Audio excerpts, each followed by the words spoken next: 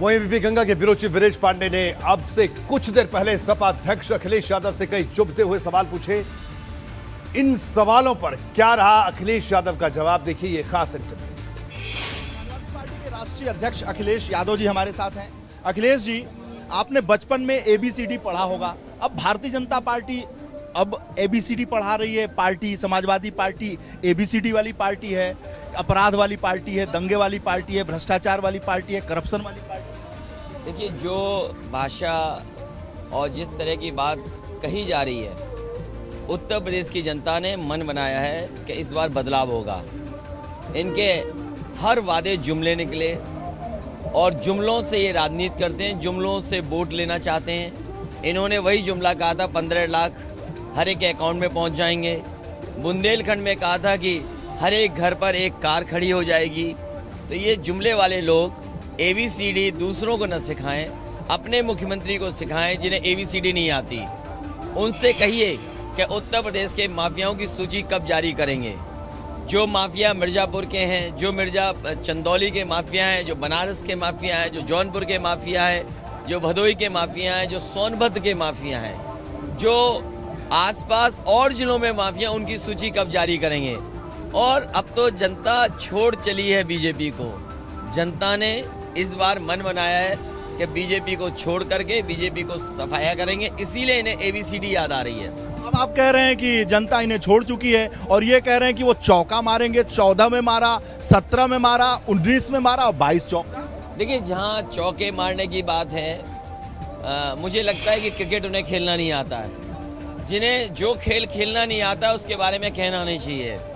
और जनता ने पहले ही इनको छक्का इनकी बॉल पे मारने के लिए तैयार है। जनता एक एक बॉल पे इनके छक्का मारेगी, इसलिए कि किसान की आय दोगुनी नहीं हुई, नौजवान को नौकरी नहीं मिली, रोजगार नहीं मिला, महंगाई बढ़ी है।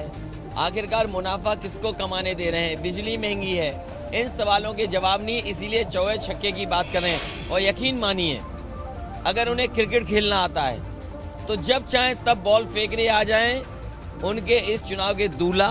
और खुद अगर हर बॉल पे समाजवादी लोग छक्का ना मारें तो कहिएगा। अच्छा, एक और सवाल हो रहा है। समाजवादी इत्र के यहाँ जो कह रहे हैं कि छापे पड़ रहे हैं, वो दीवार में जो पैसे निकल रहे हैं, वो कह रहे हैं कि उसे भी अपना ही कह लें। प्रधानमंत्री ये बात कहें, देश के दूसरे नंबर के नेता वो भी यही बात कहें, और हमारे बाबा मुख्यमंत्री यही बात कहें।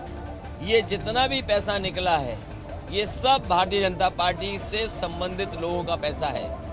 बिना भारतीय जनता पार्टी के, केंद्र की सरकार के, उत्तर प्रदेश की सरकार के इतना बड़ा घोटाला नहीं हो सकता था।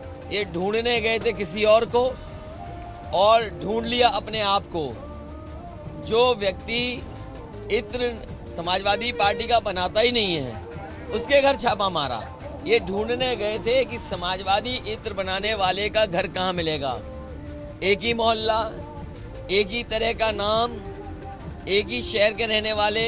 इनके कंप्यूटर ने दूसरा नाम दिखा दिया, इनके कंप्यूटर ने अपने ही आदमी का नाम दिखा दिया। वो निश्चिंत था, उसे कोई डर नहीं था कि उसका पैसा पकड़ा जाएगा। अगर पैसा पकड़ा गया है तो बीजेपी से संबंधित लोगों का पैसा है। अच्छा, आपने कहा कि सांड और साइकिल से जिनकी दुर्घटना होगी 5 लाख रुपए देंगे। पिछले कई वर्षों से जब समाजवादी सरकार थी, किसान की अगर अक्सर मृत्यु हो जाए तो उसकी मदद होती थी।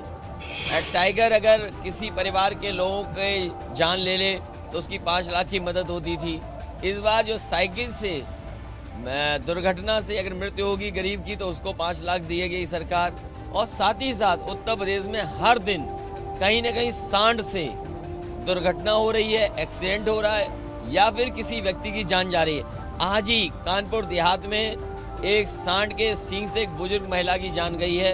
तो बड़े पैमाने पे लोगों की जान गई है। जो सबसे फेवरेट जानवर है हमारे मुख्यमंत्री जी का, सांड, अगर सांड को ही नहीं पकड़ सकते, ये जो खेती बर्बाद कर रहा है, लोगों की जान ले रहा है, तो आखिरकार मुख्यमंत्री क्या कर रहे हैं। तो आज तो प्रधानमंत्री बहुत फर्राटे के साथ मेट्रो पे बैठे थे और मुख्यमंत्री जी भी। आज मुख्यमंत्री जिस लोक भवन से निकले होंगे वो समाजवादियों का बनवाया हुआ है। जिस गाड़ी में बैठ करके वो एयरपोर्ट तक गए हैं वो समाजवादी सरकार में खरीदी गई है।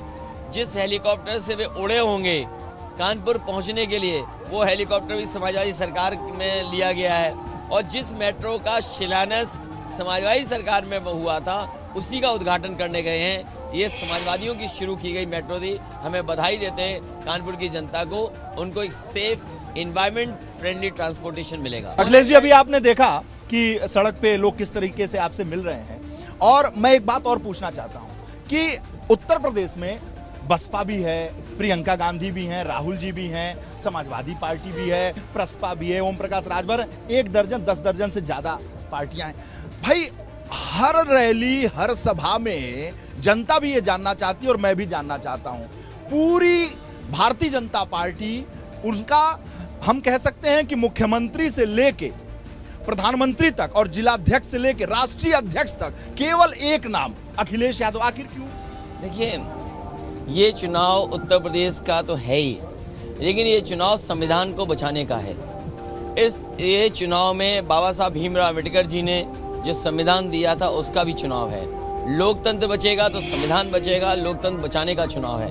भारतीय जनता पार्टी के लोग जो दिल्ली से आ रहे हैं अब दिल्ली वापस चले गए होंगे, जो इस चुनाव के दूल्हा हैं वो घर पे चले गए होंगे, लेकिन समाजवादी लोग अभी भी हैं जनता के बीच में। जनता बदलाव चाहती है और जनता के साथ समाजवादी पार्टी खड़ी है। इसीलिए इनकी भाषा, इनका एक एक डायलॉग, इनका एक एक स्टेटमेंट समाजवादी पार्टी के खिलाफ है। जनता मन बना चुकी है कि इनका उत्तर प्रदेश से सफाया होगा। ये क्यों भूल जाते हैं इन्होंने एयरपोर्ट बेच दिया, ये क्यों भूल जाते हैं कि रेलवे की कीमती ज़मीनें बेच दी, ये क्यों भूल जाते हैं कि बंदरगाह बेच दिए गए हैं। आज सरकारी संस्थाएं बिक रही हैं। ये जब सरकारी संस्थाएं बिक रही हैं, संविधान की धज्जियां उड़ रही हैं, इसीलिए ये ABCD की बातें कर रहे हैं, चौवे छक्के की बात कर रहे हैं। इनको बताना चाहिए कि किसानों की आय कब होगी दोगुनी और हमारे नौजवानों को नौकरी रोजगार कब मिलेंगे। आखिरी सवाल, अखिलेश जी, डिंपल यादव जी कोरोना पॉजिटिव हैं, ABP गंगा की सारी शुभकामनाएं चैनल की तरफ से, वो जल्द से जल्द ठीक हों। तबीयत कैसी है? देखिए, घर में जितने लोग भी पॉजिटिव थे अब सब नेगेटिव हैं। मैं पहले दिन नेगेटिव था और रथ यात्रा शुरू करने से पहले भी मैंने अपना टेस्ट कराया तो मैं भी नेगेटिव हूँ। हाँ, सबको सावधानी रखनी चाहिए, और क्योंकि डिंपल को वैक्सीनेटेड थी उसके बाद पॉजिटिव हुआ, बेटी है वो भी वैक्सीनेटेड थी उसके बाद पॉजिटिव हुआ, इसलिए सावधानी सबको रखनी पड़ेगी। और सरकार ये बताए कि अगर ये बीमारी फैलती है तो उसने इंतज़ाम क्या किया है, व्यवस्था क्या की है, क्या वो सरकार की सब तैयारियां हैं, अगर भविष्य में कोई बीमारी फैली तो लोगों को मदद पहुंचेगी। चलिए, सब स्वस्थ रहें, प्रसन्न रहें, यही हमारी कामना है, दुआ है। कैमरामैन जितेंद्र के साथ वीरेश पांडे।